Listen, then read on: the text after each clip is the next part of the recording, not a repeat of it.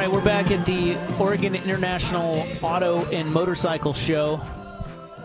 I forgot to tell you I was going to make an announcement in the opening segment, and I buried the lead, basically. I have my ICE team out here, and we are rounding up loud muffler goobers, and we are jailing them on site. We know what you look like. We know who you are. The best part is like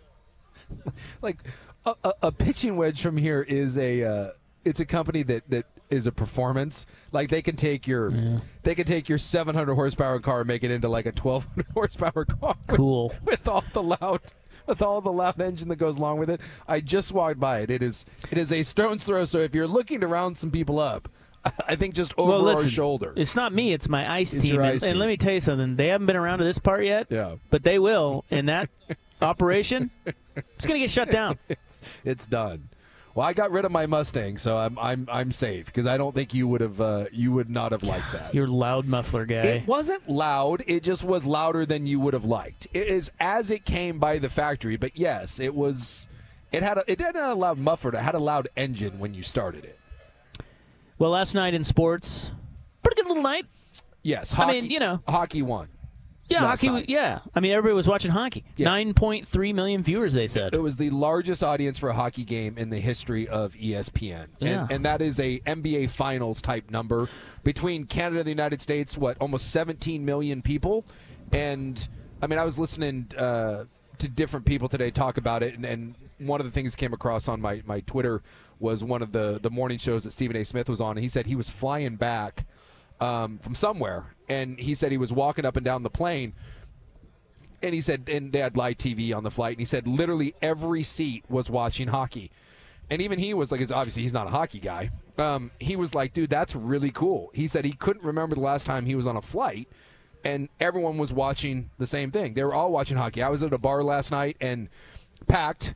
Everyone's watching it, and it was really cool because you had some diehards like me, and then you had a bunch of people that were kind of asking questions and who's that and, what's kind of going on. And it just was a really cool environment. And every big moment, every big save, like the entire crowd was getting into it. It was just an awesome night. For someone that loves hockey but tries not to push it on people because that's soccer douche. Don't be that guy or lacrosse guy. It was just cool to see an entire country get wrapped up in that. And it ended up not being a real dividing, we hate you, sort of thing, boo. It ended up just being, we're rooting for our country, but it was very respectful. We had some Canadian bros that were wearing like Connor McDavid jerseys, and no one was giving them crap. It was just a great night. I felt like it was a little more hiring crowd in Boston. I think so. Because I felt like in the third period when it was tied and it was getting tense. Yeah. The crowd I thought was a little meh. Yeah. Yeah, they were just kind of. I mean, it didn't seem as raucous as what I thought it would be. Sure. So maybe it was just. I do think that is a high-end ticket. It was like a Super Bowl type crowd. My guess is there was probably a lot of corporate money in that place, and it wasn't Johnny Sixpack. That wasn't the Southie brother being out there at, Squeezebox and Tommy weren't out there. So they said so the rating, 9.3 million is double the first game and higher than any NHL game ever. Yeah.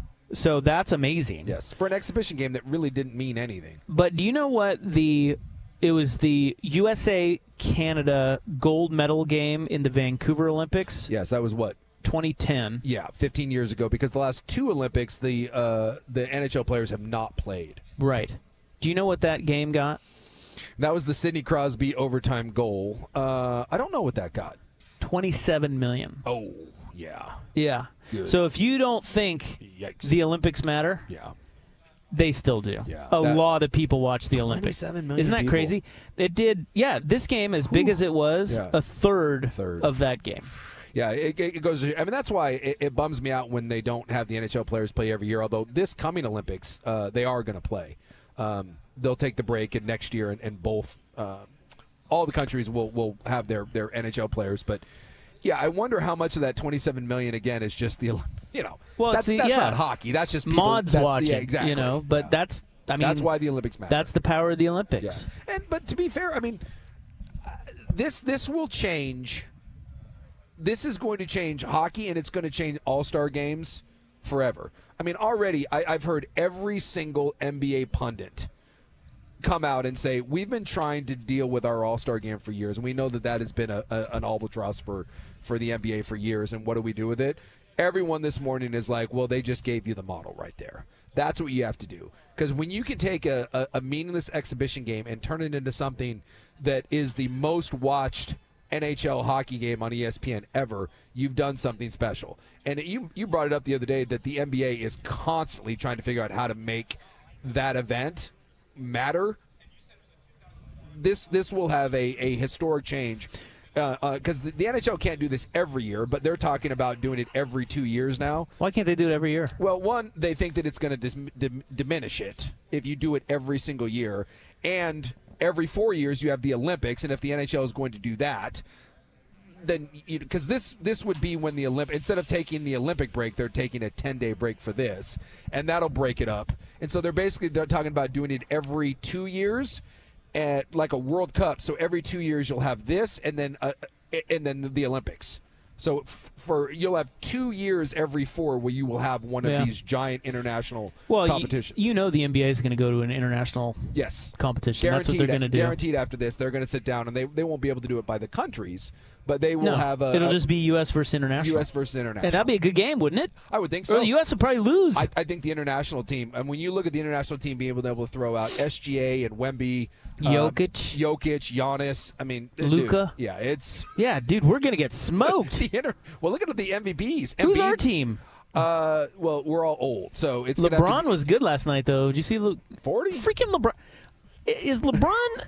I hate to say this about him, but he's the greatest endurance. Is he underappreciated at this point? Are we not giving him enough credit? Because he is unbelievable. He's 40. What he is doing at 40 years of age, we've never seen before. Well, I'll put a pin in that.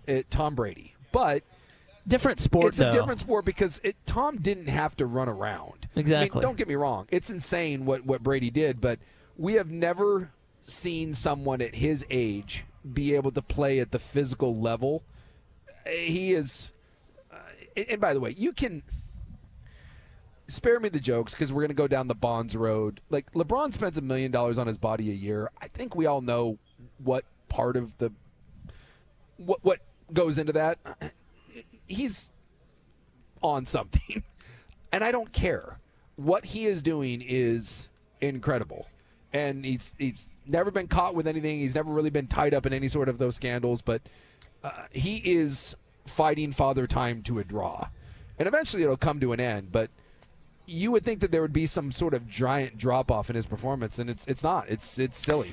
So we'd have Tatum, Curry, Durant, AD, Edwards. Yeah, you'd have Anthony Edwards. LeBron. Yeah. Jalen Brunson, maybe. But some of those guys are going to be gone here. In a... Ja. Yeah, and Devin Booker would be in that mix, right? I'm trying to think of who else is... Maybe Donovan Clingan. Yeah, Bam would be in there. I'm trying to think of our more bigs. Look, the international is going to have a better team. Well, yeah, the top 4 players in the league are international players. Yeah.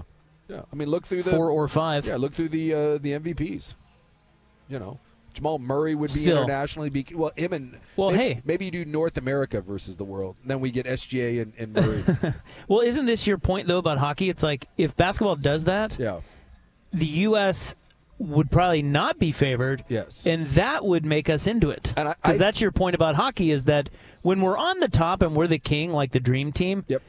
We only care if they win. If they lose, then we're like, oh, whatever. Yeah, we didn't really care anyways. But when they're the underdog, trying to knock off the big boy, that's when we love it. Well, and that's that's what you would create here. Absolutely. Well, you think about like last night for Canada. I don't know if you saw like Trudeau, like his tweet. He was like, "Oh, I did. Yeah, you can't take our game, and you can't take our country, and you can't take our game." That's a good tweet. It is a good tweet, and as tweets go. But for the Canadians, why that's such a big deal is that is their sport, right? I mean, hockey is Canada, right? It is theirs, and that's us with the NBA. And so for us, obviously, as Americans, that was a big deal last night because, hey, we're on the come up. We're coming to take what's yours. And then Canada gets to bow up and be like, no. Yeah, you've gotten better and you may be on par with us, but we still run this S. And I would assume that the American basketball player because as much as Canada is hockey, basketball is ours. Like, that is an American sport. It would get them to care. I would like to believe that if you wanted to light a fire under those guys' asses for an all-star sort of competition, it would be watch the international team come in to kick your ass and prove that they do it better. I think that would bring out the heat in the competition amongst those guys. I love that. Yeah. They should do that. They should, and they will. It's coming. Yeah, they have to because they're. And I hope they do it sooner than later because a lot of our American guys that anyone cares about, KD, Durant, Steph, they're not going to be around much longer. Well, you got Chet. Don't forget about Chet. You got Chet, yeah. He could be, Yeah. one of our studs. I guaranteed be on the team. Probably get pushed around a little bit, but, he's good. I don't know. The more I think about it, the more I think the Americans are going to get smoked. I do think that in that game, the world team would have a slight advantage. And that says something. Yeah, but we have Coach K. I don't think so. Maybe Spoelstra? Well, I can go back to not caring about hockey now. But Yeah, thank you for the night. And I don't know. It was great. I don't know if that I leads enjoyed to it. more people watching. I don't. Hopefully, it planted the seeds. It's a slow build, and hockey will always be the little stepchild of the Big Four.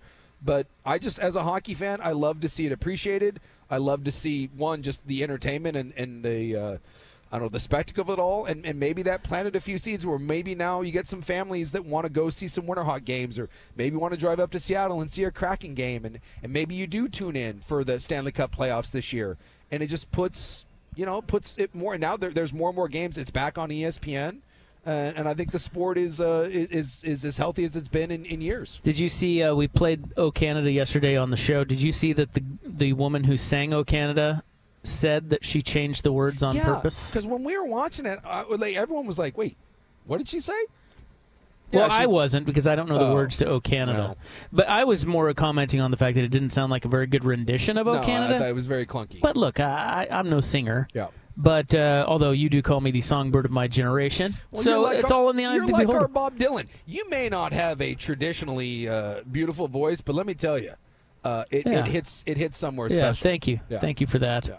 Well, she said, so I guess in the "O Canada," it's true patriot love in all of us command. Yes. She changed it to true patriot love that only us command as a shot at your fearless leader. It's Cybertruck. Donald you Trump. You can't take our. Yeah. So good for her for doing that. Yeah. Her name is Chantel